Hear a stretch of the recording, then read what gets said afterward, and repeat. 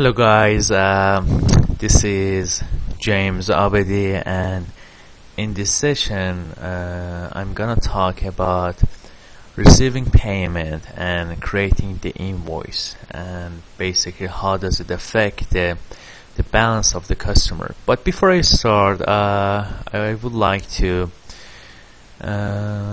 basically recommend you, when you're gonna see the tutorial I posted online, please, before you start, you go here and you go to quality and increase it to highest quality, which is available. Let's say here is 1080p. So that way when you see the video, basically you can see it on a good quality. So let's say disconnect the voice and I maximize it. See, but basically by not doing that, maybe the quality is not good enough to see the detail when you watch the video. So that's the thing you need to do for tutorial number 1 and 2 as well. I forgot to mention at the beginning of the tutorial. So in this one, if you remember Mr. Adam Brown from tutorial number 1 and 2, basically he placed an order for $140. Just double click on the sale order to remind you of what was the order. The order was for 8 chair type C and for 1 dining table type A, and basically the total order was $140. So since we are a retail store, we don't ship the item out till we receive the payment in full. So let's say on the same day which customer placed the order, we received the full payment, and as you see, the amount of order is $140. So for receiving the payment, you need to go to new transaction and click here, receive payments. So it takes you to another page, customer payment. As you see, the name of Adam Brown here, and you need to type in the amount of payment you grab from the customer, $140. The date was October 1st, 2017. Here you need to mention the way customer paid you guys. So it's cash, check, money order, American Express, MasterCard, Visa. That's the type of payment. Let's say customer paid you by check, so you click on check, and here you enter the check number. Check number, let's say 2145. And on the memo, it's good you enter the sale order number which you are collecting the payment for. Come back here. The sale order number was sale order number 4, as you see here. So I come back to the receive payment, and I type here SO number 4 for our own reference, that we know why we collected that payment. So you see here there are 2 options: leave the credit to be used later and refund the amount to the customer. So I'm gonna explain you why we have these 2 options and how we can use it later on. So we save and close it, and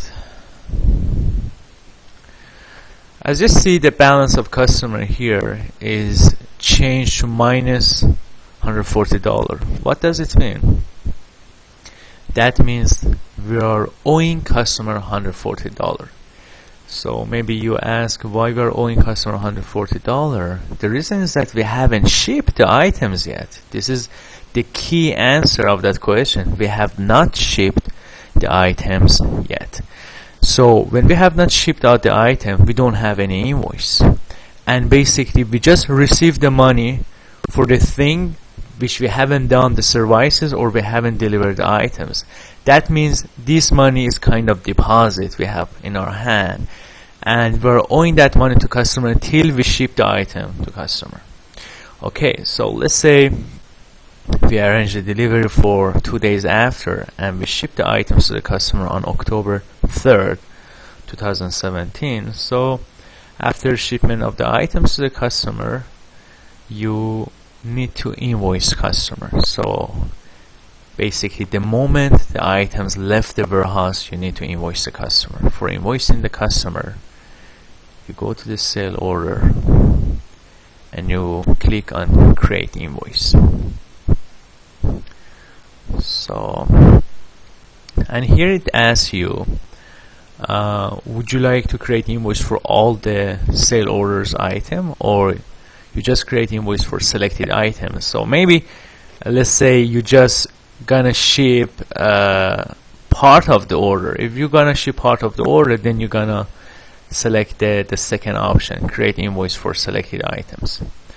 But basically when you're gonna ship all the items on the order, you just click on the first one for all the items on the order and click OK, and it would generate the invoice automatically.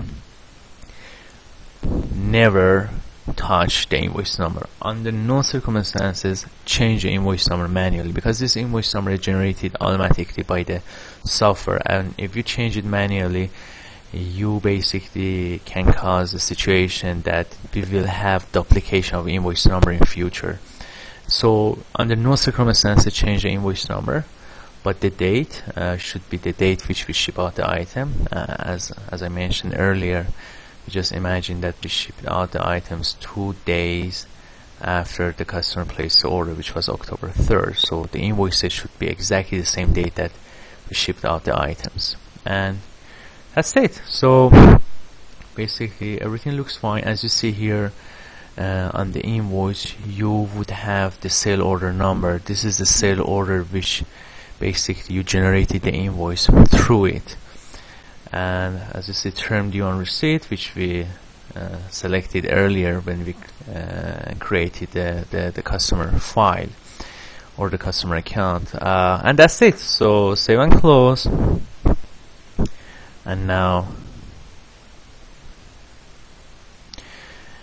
we get to this page. It says available credit. Why we have available credit? Those available credit basically are the deposit we collected from the customer. So it asks you, would you like to apply this credit to the invoice? You select yes, and as you see, the check mark is here. That means that credit or deposit which we received 2 days ago would be applied to this invoice, and hit done. Okay, now what happened? You see, now we have the invoice here, and the balance of customer is 0. It's not minus $140 anymore. It's 0 because the payment which we collected earlier as deposit is applied to this invoice. So basically we had sale order, we collected the payment, and then we shipped the item out, and the payment is applied to the invoice, and the balance of customer is 0. So that means we don't owe customer anything, and customer is not owing us anything. If you click on the sale order, you can see on the close column we have 2 check mark, and on the invoice column we have numbers. So that means customer placed order for 8, and 8 is invoice, so this item is closed, and customer placed order for 1, and 1 is invoice, so this item is closed. And as this is sale order, it says invoice in full, so that means all the items on the sale order are invoice. We can have situation that an order is a bigger order, or for some reason we ship partially the order, and we ends up having maybe several invoices linked to one sale order. So I will discuss about that situation later on, but for checking or for seeing to see which invoices are linked to that sale order, you easily go to reports and you click on transaction history, and you see that invoice number 306 is linked to that sale order, and that's it. So I'm gonna stop for this tutorial number 3, and we will discuss in next tutorial about a little bit more complicated situation that basically can happen.